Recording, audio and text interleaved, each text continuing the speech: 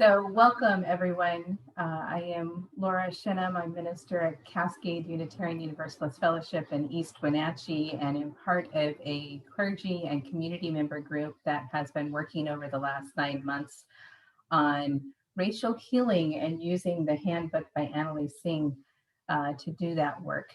We've gathered each month to have a conversation over the concepts, the ideas, our own thoughts, our own hesitations, and this is our final conversation with each other. And so I'm going to invite our other participants to introduce themselves, and then we'll start with our conversation. Dave, you want to start? Sure. I'm Dave Haven. I'm the pastor at Celebration Lutheran Church in East Wenatchee. Rufus. Thanks, David. I'm Rufus Woods. I'm a columnist for the Wenatchee World and active community member in the Valley. Francis? Yes, I'm Frances Twiggs. I am the rector of St. Luke's Episcopal Church here in Wenatchee, by James. James Allgard, and I'm pastor at Grace Lutheran Church in Wenatchee. And John. John Coleman Campbell, a lead pastor at First United Methodist Church in Wenatchee. Well, thank you, everyone. So we have 3 questions to get through today. And the first one is, what have you learned about being a racial ally? And what are the do's and don'ts that you learned about allyship? So what have you learned about being a racial ally? If someone wants to jump in first. Well, I'll take a shot at that. I think the first thing for me, Laura, is that is a greater awareness of what it's like, or trying to understand what it's like for folks who are different, who are different color in our communities, in our country, and that just the first thing is just attunement, understanding, trying to understand and appreciate that they're coming from a different place, and that they have different experiences, and that I can't know those things, but I can absolutely I can try my best to be empathetic, and also to try to see it from how they might be seeing things. And so I think the first thing about being an ally is about really looking within myself and seeing what my own privilege is, and then trying to understand how others might see it. So that's not the whole of the answer, but that's one thing for me is I want to throw out there. Others? I think for me, it's a difficult place to be as an ally. Anytime when you don't really understand what another person is going through, it's sort of this little dance as far as how to be an ally, and what is expected of you, what you expect of yourself. On the other hand, if you just step back and don't try at all, then nothing happens.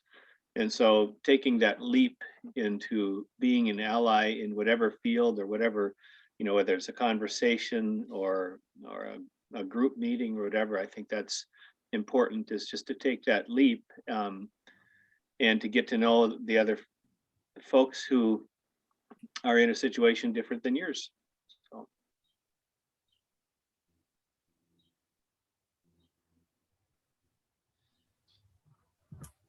One of the things I underlined anyway in the book, she says, you can't appoint yourself as an ally. And allyship inherently involves being in a position of privilege. And I guess I certainly see that you could be in a position of privilege, and maybe mostly are, but I'm not sure if it's inherently so.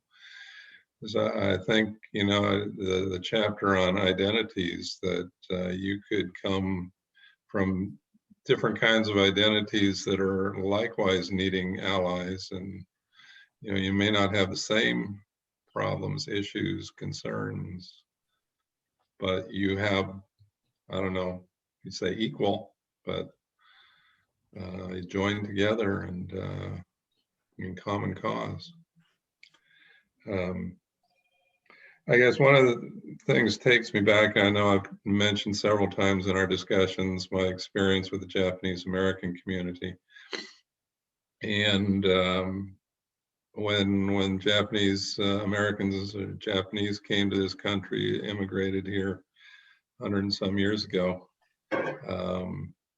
in the church, they found a home in Spokane, and I'm not sure what word to use. I'm not sure I want to say they segregated themselves, isolated themselves, that they gathered together in their own community, and that community was a place that they could be themselves, speak their language, enjoy their food, their customs. And so it was a very important place, but it also meant perhaps that they didn't have people outside their community who knew them, cared for them, and spoke for them when they were then sent to the internment camps during the war, and needed people outside their community to care and to help advocate for, defend, whatever. So, and I think there's that tendency among all of us to flock together with people like us. And that works for a while, but when a crisis comes, we heard. So.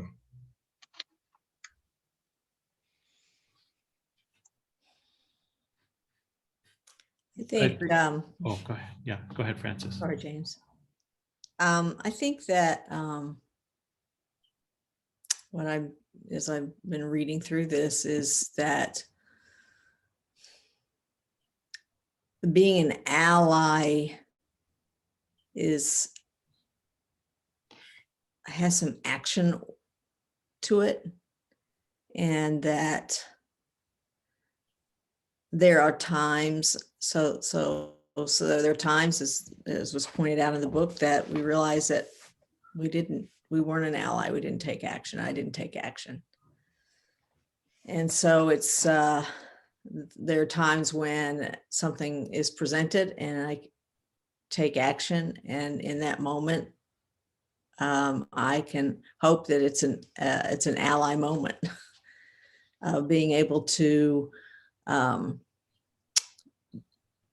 just be able to have those awarenesses of, okay, here's a moment, what's going to be helpful, how can I move into this, and then just do it, and then reflect on it.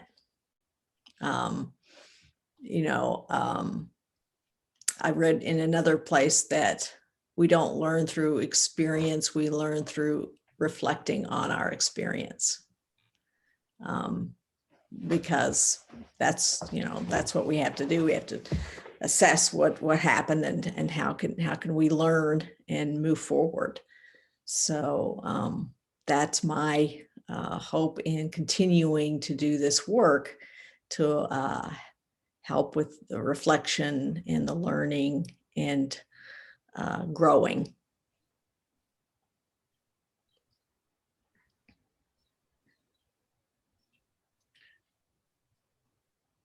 So for me, I was thinking about what you shared, Dave, about, or maybe it was, I'm sorry, it was probably you, Rufus, about not really knowing the experience on a personal or a deeper level. That is something that I think trips me up quite a lot. And so I don't want to be an impersonator, right? I want to have authenticity to the way that I'm speaking and understanding. And so one of the things that I've discovered is even if I cannot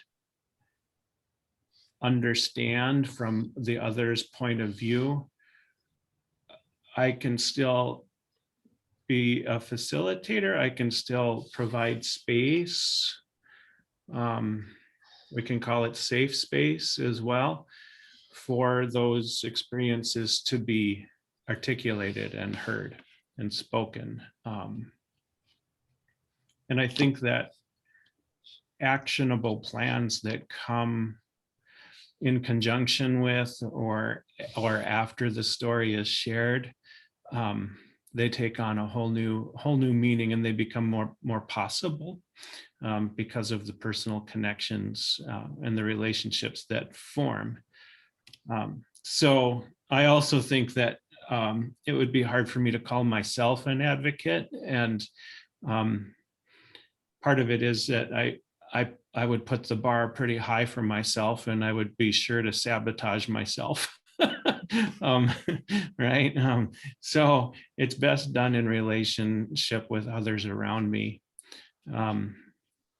This morning when I was preparing for our conversation, I dipped back into this really, for me at least, very formative book by Old Testament biblical scholar named Walter Brueggemann, and his classic text is The Prophetic Imagination. There's an updated version of it now, but he just reiterated in terms of prophetic ministry. He said prophetic ministry it does not have to be specific and so upfront, and you don't have to be the tip of the spear in a sense, but your lifestyle, your mindset, your conversations, what you point out to those around you can all be part of helping the world around you see what an alternative way could be. And it's a movement, in a sense, from grief to joy. So I just love that, because it keeps it more kind of, what should I say, relational and episodic. I think I could say it that way.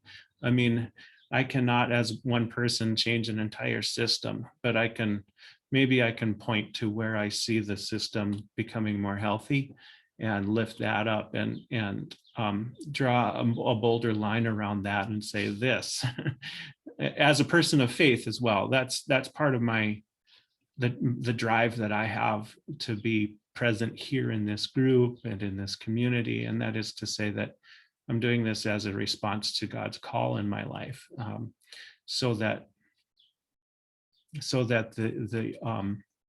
the alternative, which is about dignity for all, about the divine in all, that can really be lifted up and not be seen as a fearful thing. Yeah. So seeking authenticity, I think, and also trying to be more, trying to work, I guess, against some of that language of normal and abnormal, or belonging and less belonging, or legitimate and less legitimate, or illegitimate. Because when we start to describe actual human beings in that way,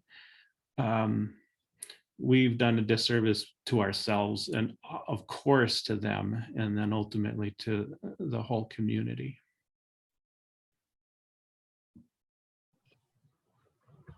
Thank you, James. I was reflecting on that accountability as well, and what you were talking about.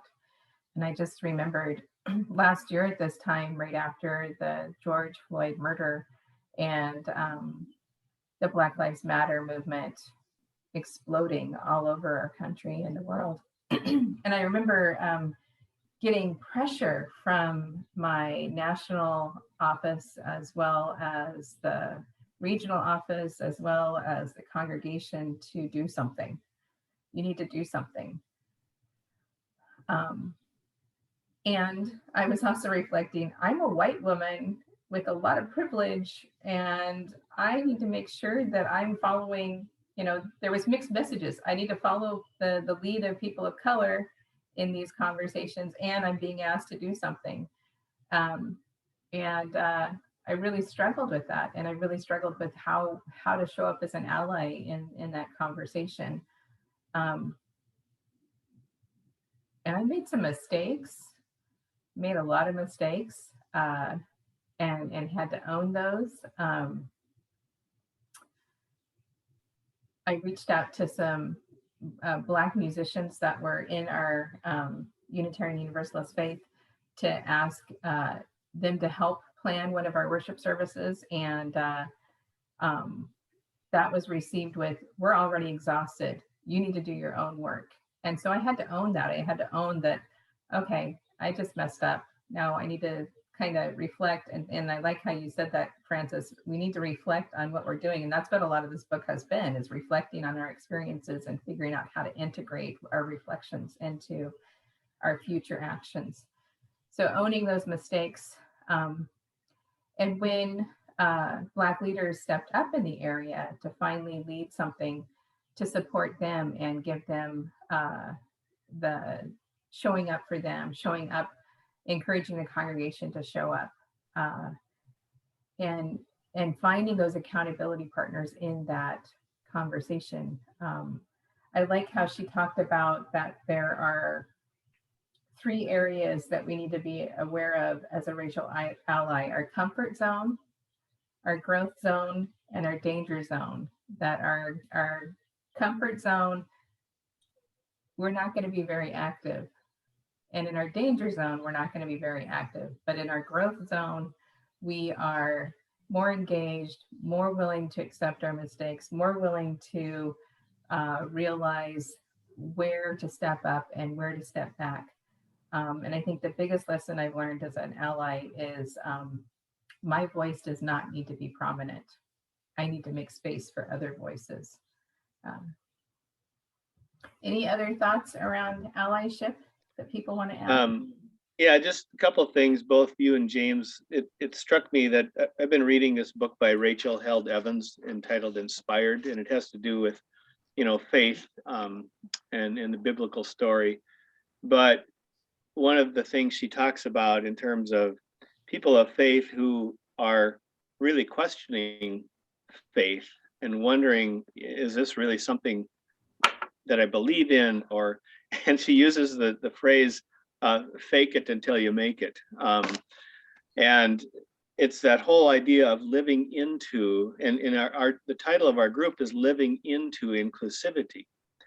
And it struck me that that's sort of where we're at as an ally, that we may not know all the answers, but we can at least set the table when we can't, even if we don't understand what the meal is going to be, we can at least set the table and live into it as much as we can. And in that way, we're making a conscious effort. And perhaps at some point in time, it may even grab us and carry us further out of that danger zone that you were referring to. So we have a tradition in the Methodist Church, something like fake it till you make it. Only as John Wesley was going through a difficult faith time in his own life, and he was encouraged by a fellow. He said, preach faith till you have it, and then when you have it, you'll preach it. Or, some things you have to see to believe, some things you have to believe in order to see, to make, but one of the things about the characteristics of an ally, our author says, is being a good listener, not having to speak all the time or have the answer, but allowing others to speak their word. We may not understand that word or even agree with it, but respect it and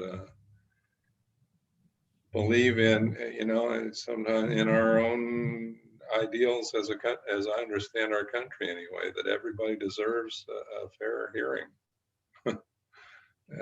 And some folks I know, when they've been kind of not allowed a voice for some time, they've been kind of bottled up, if you will, and that bottle has been shaken up, and when you take the lid off, it explodes. And you never know where it's going to go, and it's kind of frightening where it may go, but being willing to risk that. Or Well, using that same metaphor, the old thing, let me shake it up for you. Maybe that's part of being an ally, is just helping shake that. So so when it does, I mean, maybe sometimes it's necessary to explode.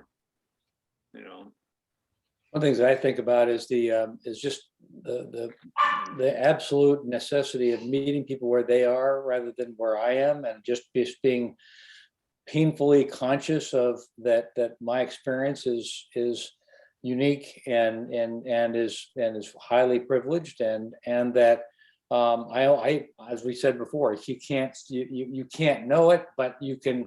But the desire to see it in a different way, the desire to try to, as best you can, understand what it's like for someone, whether it's a person of color, a person in poverty, a person, wherever their life circumstances, that we only know a fraction, but just being, but trying to be there where they are rather than you have to be where I am. And I think we live in a society that is really driven towards, okay, you need to see it the way I see it.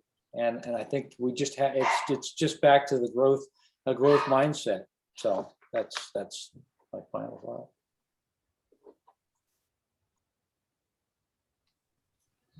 Yeah, I think for me, as coming about it by how can I promote within myself a posture of being able to ask the kind of questions that lets people know it's okay to say, to say, this is what it's like for me. That in their saying it, they're able to say it and know that the person on the other end is receiving what they're saying. And just to not want to be quick to tell what I see, but to say, what do you see? What is this like for you?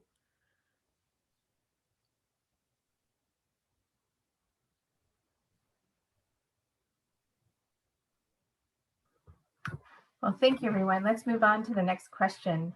And this is from our chapter 10. How do you plan to engage in racial healing strategies in the communities you participate in? And what are your strengths in this area? So what are your plans going forward in our communities?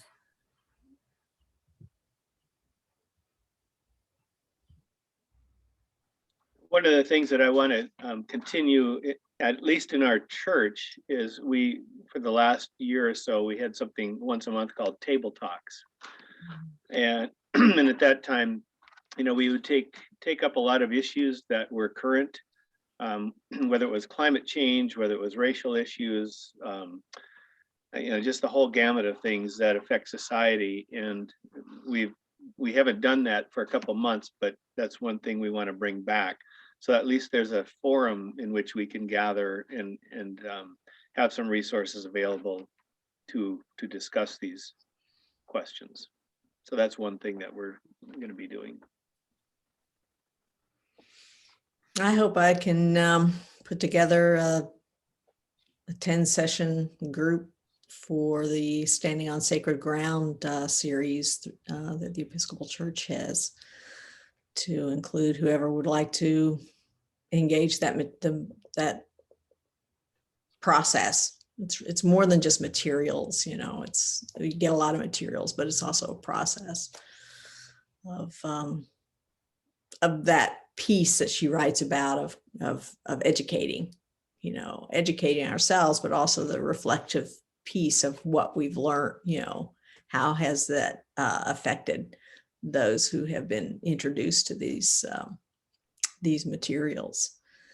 And so I hope moving forward, I can put together a group like that.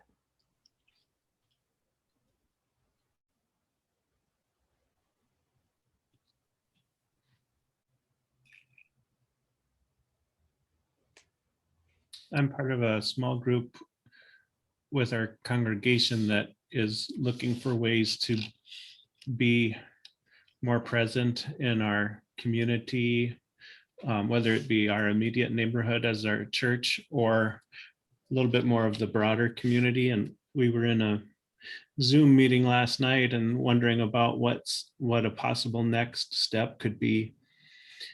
And this congregation actually started in a different part of Wenatchee, on the corner of Methow and Lewis. And that is now a Latino congregation, I guess. So the church building is still there. So the idea came up that, especially coming out of the pandemic, maybe hosting a walk starting in the original, like at the original church site, and walking South Wenatchee and looking for ways to learn a little bit more about the community, and maybe also partnering with other folks like other leaders in the community who are Spanish as a first language people who might actually help us to bridge some gaps as well. So the fact that that idea came out of this little small group from our congregation, I think is pretty amazing. Just being physically present and present in the moment could be one big step. Yeah.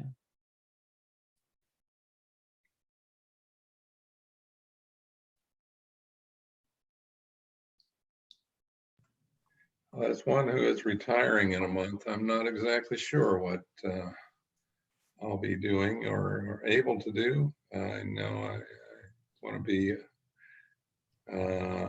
sensitive to the needs of this congregation with the new pastor and not trample on territory I shouldn't be in. So I'm just kind of looking at that, and whatever strength I have, I don't know. I know I would come from a place of privilege, though. Yeah, I think for me that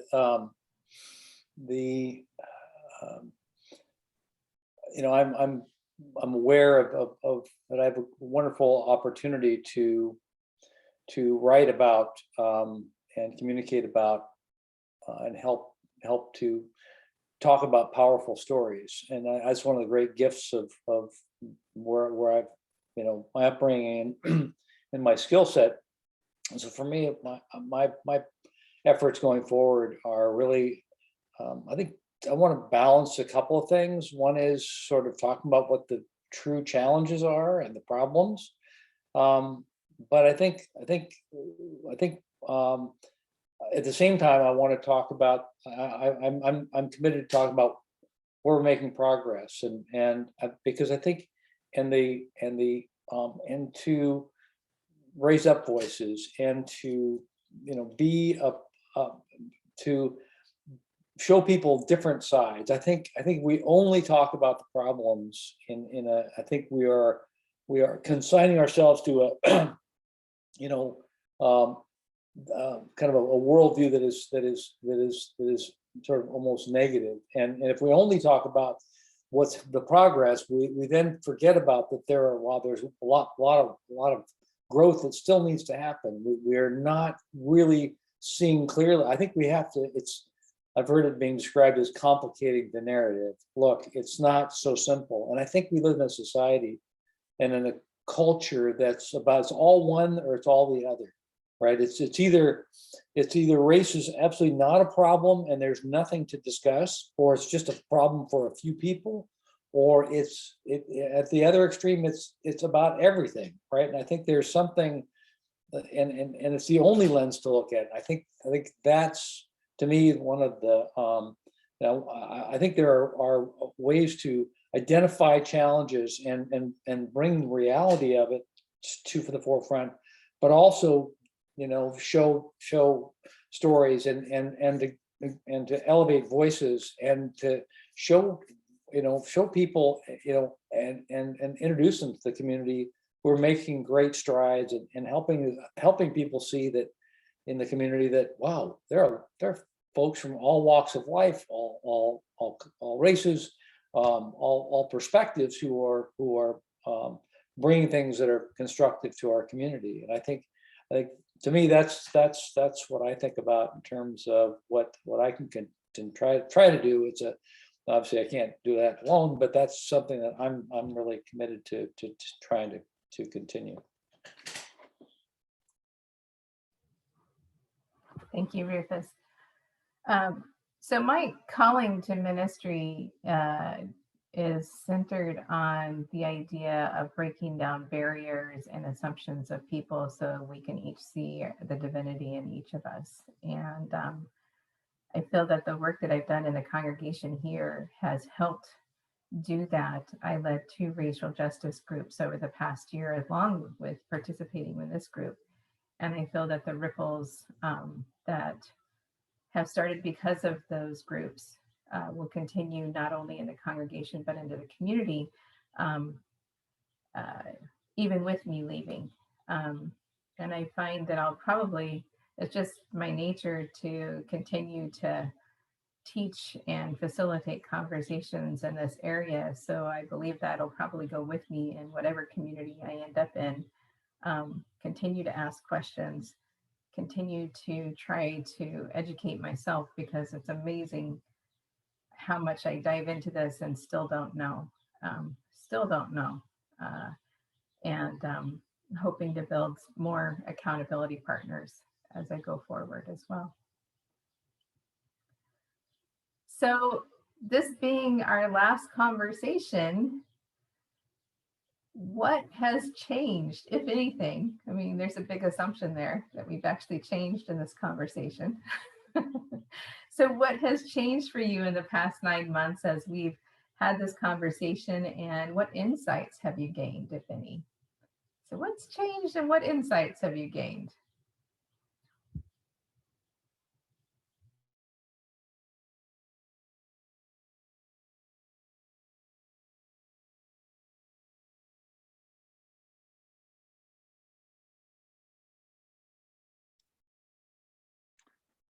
It's hard to say. Maybe that's why we're all so quiet right now, because along with this group, as you mentioned, Laura, there have been other groups that I've been a part of, and a lot of reading regarding racial healing and racial issues. So I think the insights just kind of keep ruminating, and the awareness is crucial. That's the insight, that being aware and noticing things that we may not have noticed before, I may not have noticed before, regarding race. Even John, when you mentioned, the internment camps and the Japanese congregation, I mean, there's a history there that I wasn't aware of, that you've brought forth, that it's something that I wasn't aware of. I mean, I was aware of the camps, but the deeper story. So just getting to know stories has changed me, and the whole concept of needing more of those stories, so that I can be better prepared to respond to conversations where maybe there is racism that needs to be brought up, but to respond in a story form rather than a reactionary knee-jerk response form. So.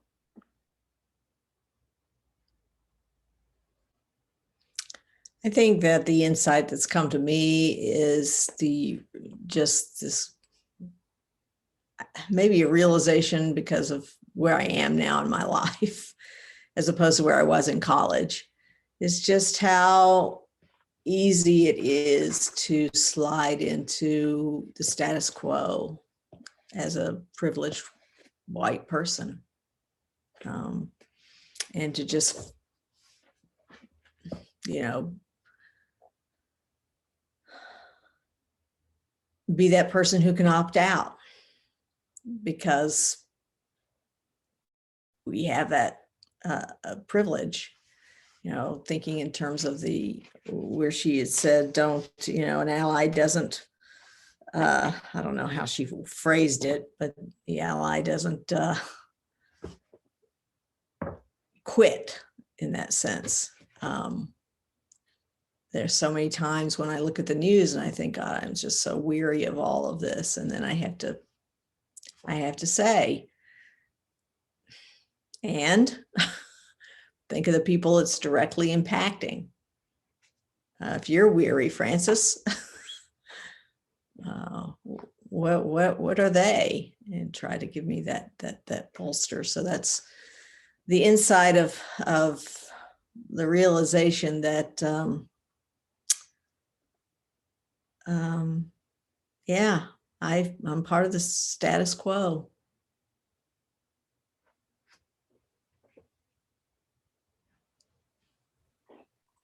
Yeah, I think that to me, the George Floyd, his murder has touched off such an awakening, I think, of what it's like for people in the society and how that it's people aren't treated equally, and that while that we're certainly not in a post-racial society, far from it, and that white is the normal in this country, and that systemic racism does exist, and to pretend otherwise, and to see at the same time the sort of the backlash that the argument over critical race theory, and I can see, I mean, the polarization of extremes. The one saying that I see it as a hugely important lens by which to look at.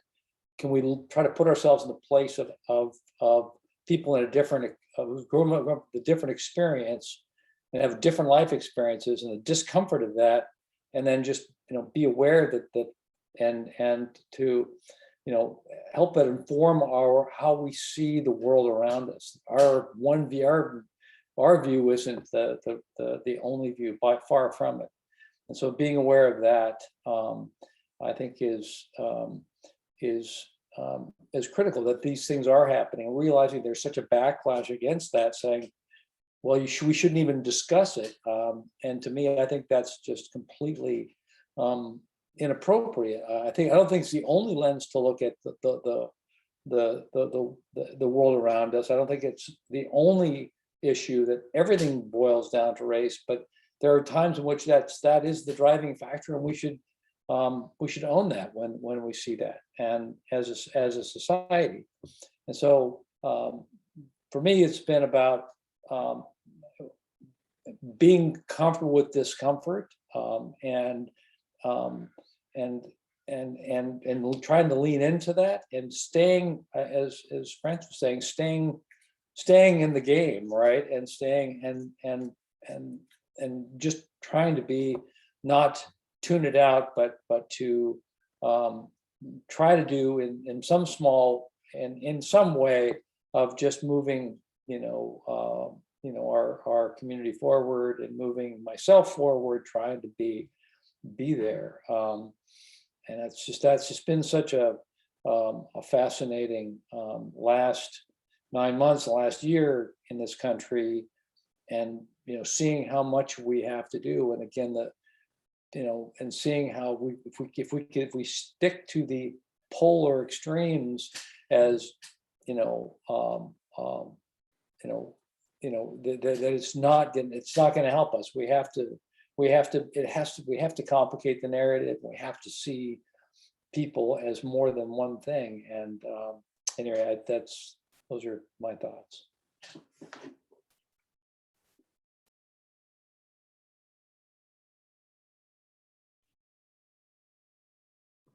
I think for me, a deeper dive into my own personal history, and I think that is very helpful for me to see how an advantaged culture or place in society was just built into how I grew up, how I was raised, and to know now that more clearly to know now that there certainly were exceptions to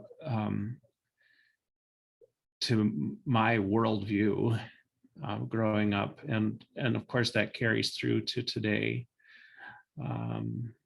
It brings up some theoretical questions, I guess I could say, which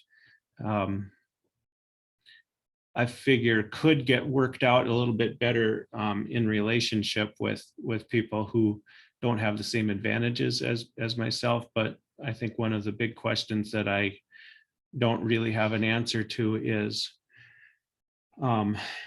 privilege or advantage a limited resource when it comes to the human family and human community. And in other words, for me, if I'm serious about helping others around me have more advantage, does that mean that I am giving advantage up? Does that mean that I am becoming less wealthy in the future? Does that mean that my housing changes? Does that mean my sense of safety in the public sphere should change for the sake of bringing others up, right? So I think that that's probably in terms of the political conversations, I think that might be one of the roots of the backlash. And like I say, though, all of that is more strategizing than it is actually being in relationship with people and to come to know who they are. And I don't know if everybody who has a history of disadvantage or being underprivileged is actually wanting to demand reparations or let's start enslaving white people. I mean, I don't hear any of that, right? So it's a fear-based reaction to the conversation. But I just feel like I need to voice it and acknowledge it, because I think that being an ally and learning more about how the system is built and constructed and promulgated, knowing more about that, and taking the next step also means sacrifice on my part, and exactly what that looks like and feels like, I don't know. Those are open questions for me.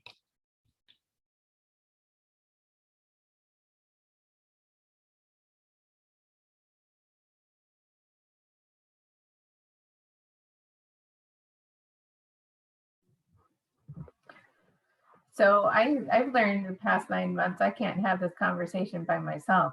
So having all of you join me in the conversation has been important. And I think for all of us are trying to articulate why it was important that our group was white, was predominantly white, and why that conversation happened in that way, and realizing that we had work to do in our own hearts, in our own minds, in our own spirits, to do some healing before stepping into places where there were people of color, where we could possibly do harm in not doing that work beforehand. And I think that was important learning for me to be able to articulate that. I've definitely built some skills this past year in being able to respond and to think through and reflect on better ways to be allies, better ways to engage better ways to be quiet and not have my voice prominent. Um, and I realized that systems can be changed. That idea, James, that you were talking about, a prophetic imagination. I love that book, and to know that you don't have to have all the answers, but to be able to imagine it and help others imagine it, and just think outside the box is important.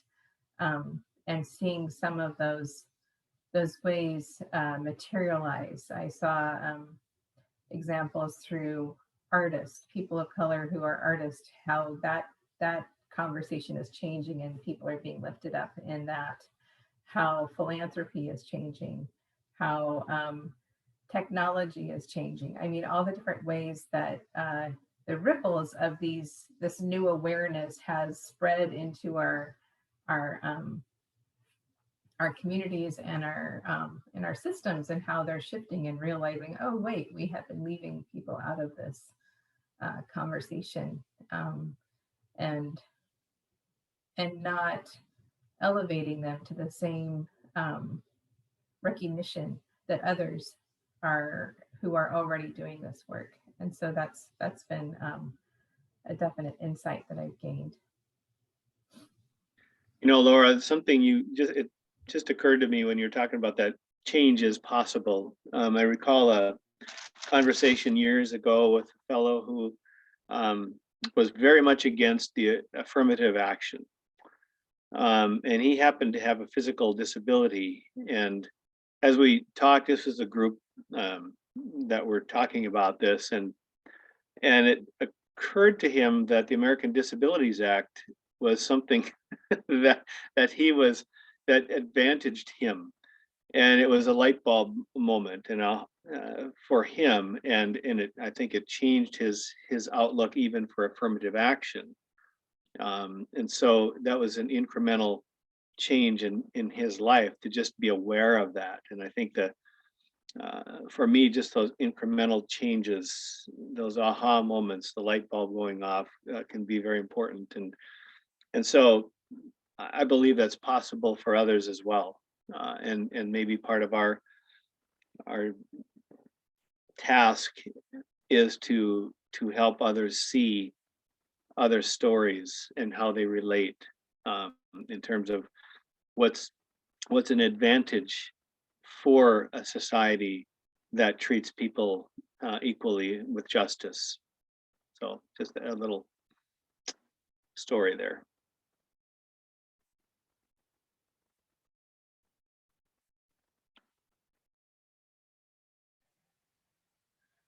It's hard to say for me how I've changed. I imagine I've changed in ways that I don't know, but the idea of, I don't know if I'm any farther up the hill, but at least this conversation has kept me there rather than sliding back down the hill.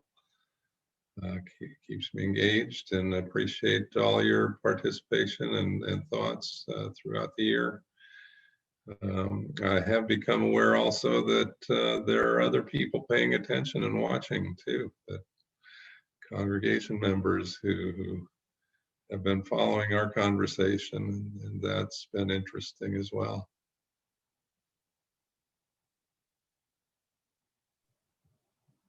So as a bonus question and a follow-up, what's the train for? This is a image for you, John. The little engine that The little engine that could. you're still going up. That was one of my childhood favorites. I think I can.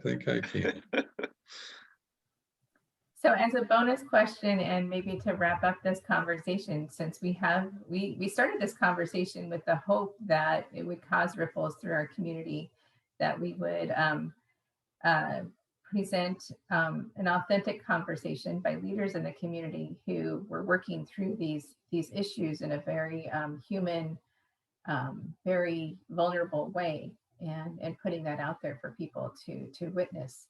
And so what are your hopes?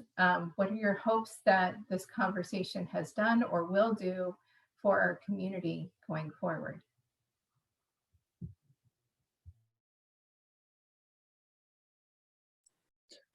well, one of the things that I believe is that we can't know what the next, we can't know what impact we make in the world, and that we should do things whether it has a desired impact or not. And so, I mean, I hope it opens up that our conversations and that all that's happening opens up people's minds and hearts to, seeing others as they are rather than as we are, and that there's a wonderful book called Think Again by Adam Grant, which is just the joy of learning where you're wrong and learning. And we have such a aversion, I think, in this culture, typically to admitting that we're wrong at something, right? I know I'm guilty of that, right? I love the phrase that world is divided up into people who think they're right, and that's it. That's the phrase, right?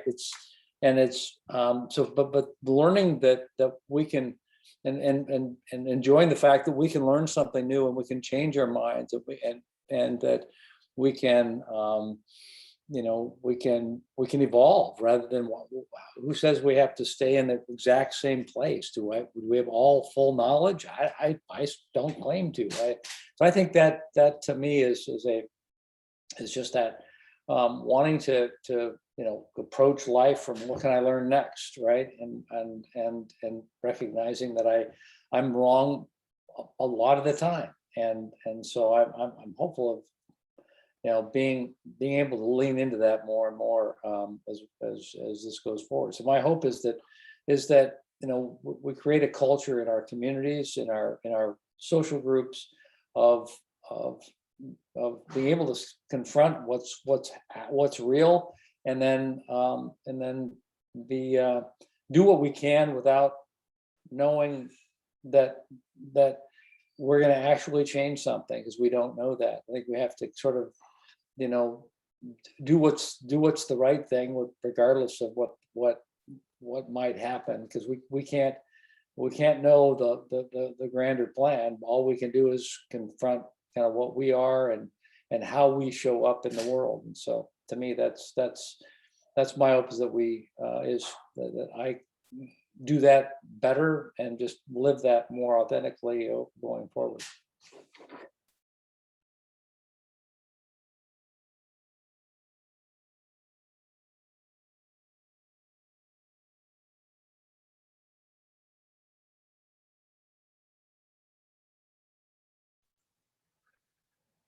I guess about 40 years ago, I was listening to somebody talk about one of those intractable human race problems. And he was asked if he was optimistic that things would change. He said, "No, I'm not optimistic, but I am hopeful." And I fear that racism it's something about human nature, but I'm hopeful that we can do better and change. And I guess if I lose hope, then I might as well be dead too. So. Yeah, I guess I could say I hope that more conversations continue and expand, and opportunities to act continue to expand, and that we will engage in those opportunities to be present when there's, meetings happening, decisions being made, in our communities, that we'll come together and be part of those, decisions that affect our community. And that we don't just kind of like slide back into life as it was.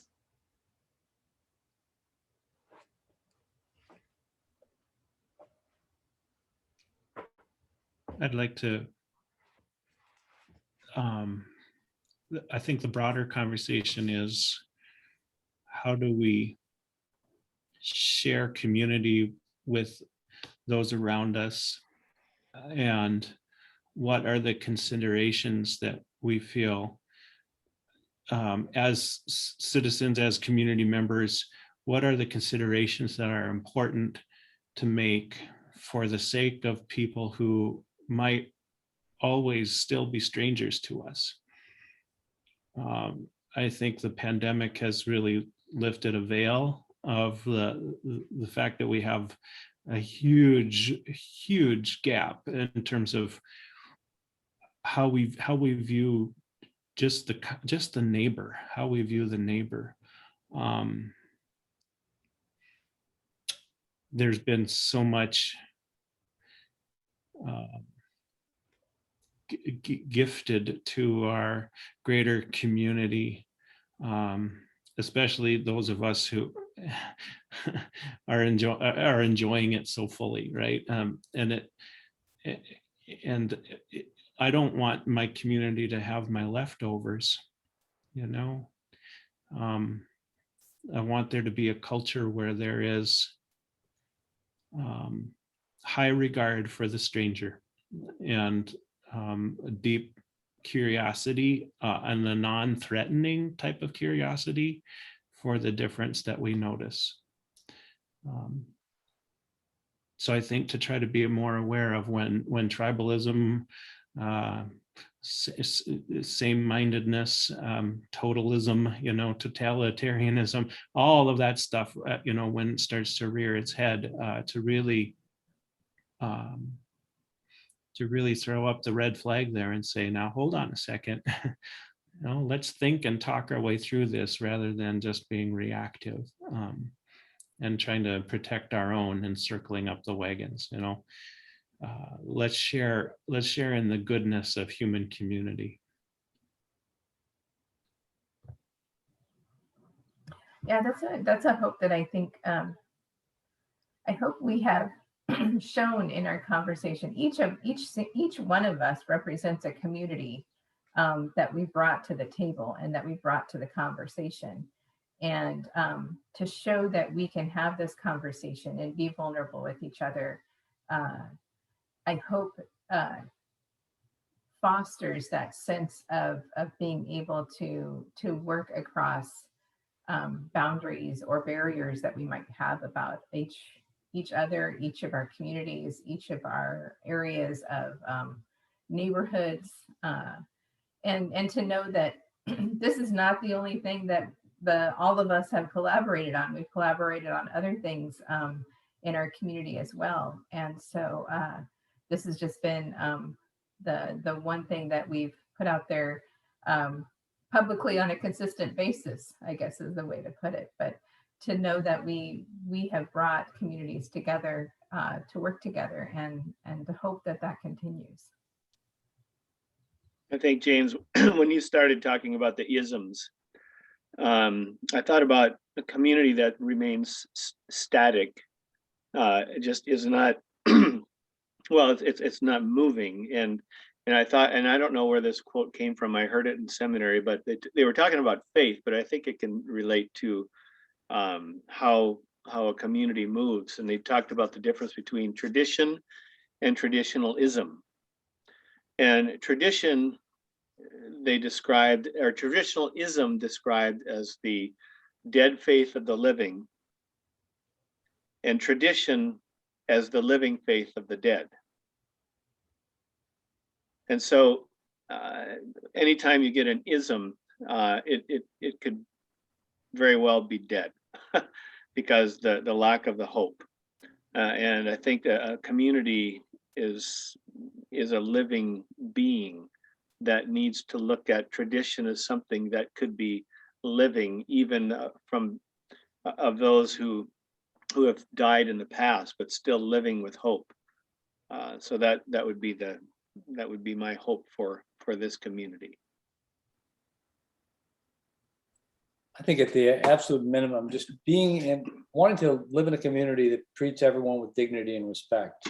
I think that's just so foundational. And so when people ask me what I think about being multicultural or just being inclusive, that's it. I mean, just can we just treat everybody, we treat everybody with respect and with a sense of grace. And I just think that's at the foundation. That was the foundation of, I think, how we came together. I think that, and I just appreciate the conversation and the willingness to be real in this conversation. It's been a delight to be in dialogue on this. I've just been I'm super blessed to be part of this. I appreciate all you guys.